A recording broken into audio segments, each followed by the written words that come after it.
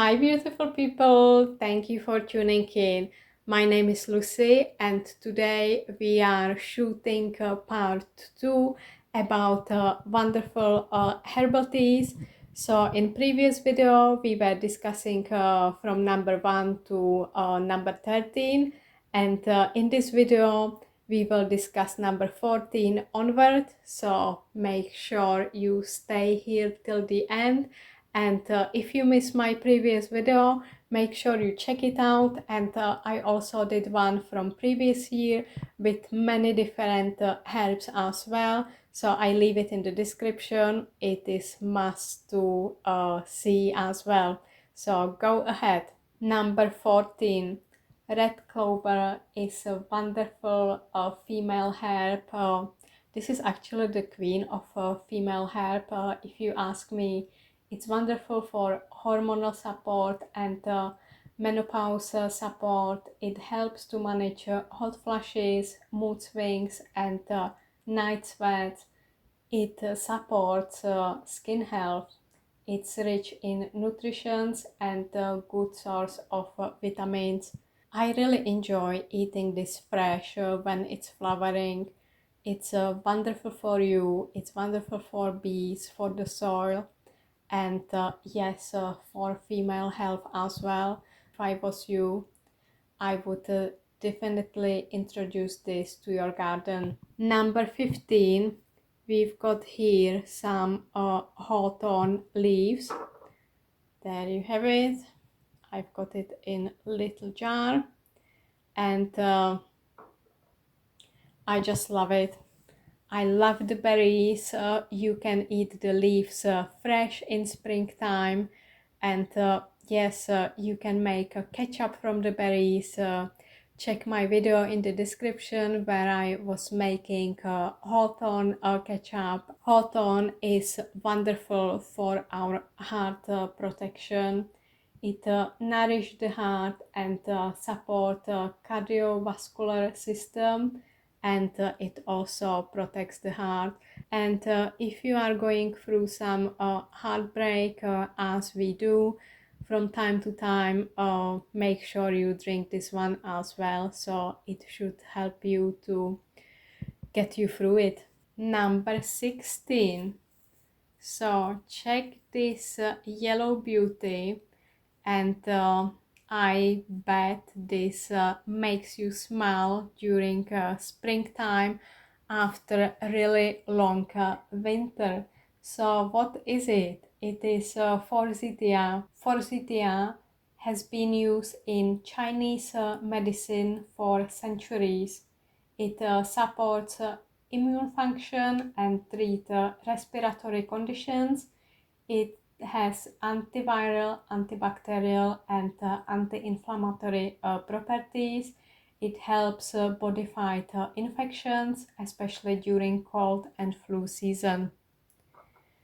So it will put a cheer on your smile, and you can mix it with something else. So what I'm showing you here, I do my own sort of blends whenever I fancy. So you don't have to drink it by itself. If you don't like the flavor, you can go for something more fancy and combine the herbs as you wish. Number 17. Lady's Mantle. This is another great female herb, and every female should know about this one. It is brilliant for women's well-being. It's known to help with menstrual cramps, regulate cycles, and support overall reproductive health.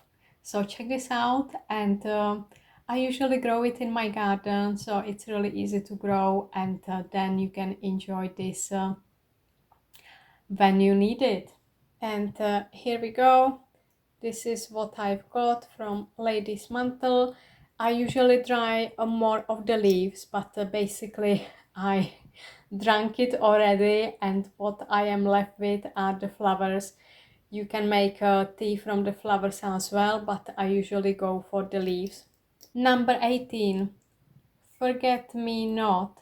a wonderful blue delicate flower. I have it in my garden. You can see I don't have much left. I usually combine it with other herbs when I make my herbal teas, and this one supports memory and cognitive function, and it soothes symptoms of coughs and colds, and contribute to skin health. You can make your own research, and as with everything, please make your own research, and you need to decide whether these herbs are really safe for you to consume, depending on your overall health and also depending on the medications you are taking. Number 19, it is yellow archangel. So here I've got some in the jar. Usually I combine it with something else, and it really helps to reduce inflammation in muscles or joints. It supports digestion, and it has got calming effects. So you can try it as well. Number 20. What is it? It is meadowsweet. And you can see I dried quite a few here in dark glass. And this one has been used for centuries to relieve pain and inflammation thanks to its natural salicylic acid. Basically, it was used before aspirin. It helps to relieve headaches, reduce fever, and ease digestive discomfort. I was reading somewhere it's really good if you suffer from heartburn as well.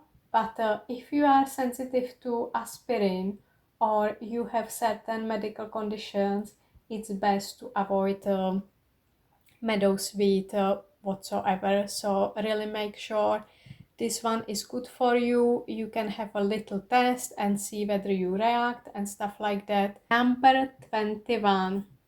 This is watermint. I wish you were here, because when I open this, oh my gosh, the smell, it is really phenomenal. This soothing aromatic tea is great for digestion and relaxation, and its cooling effect can help relieve headaches. So watch out for this one if you need to cool yourself down or you really want to tickle your senses. It smells amazing. However, some people can react to mint family, so make sure this one is good for you. Number 22. It is lavender. Yes, it is indeed. So this one, who wouldn't know it? It is wonderful one. I've got a few bits left. You can see I don't have much here. So yes, I am running low. What I prefer, I really prefer to drink it in sort of vegan milk, so maybe with some turmeric and stuff like that. But if you like, of course, you can make a tea, you can make a bath, whatever you like. It is well known for its calming and therapeutic properties associated with relaxation. It helps to reduce stress, and it helps soothe the mind and body, promoting a sense of calm, and it improves sleep. So go for it. And number 23, I've got a powder of lion's mane, which is a mushroom. It's a wonderful mushroom. If you don't know what it looks like, go and Google it, because it's a wonderful one. Be aware it is illegal to harvest this one in UK. So if you come across it, don't touch it, only just watch its beauty, and if you like, you can buy growing kit and grow it at home. I haven't done so myself. I've done some oyster mushrooms and stuff like that, but one day I will definitely grow lion's mane at home.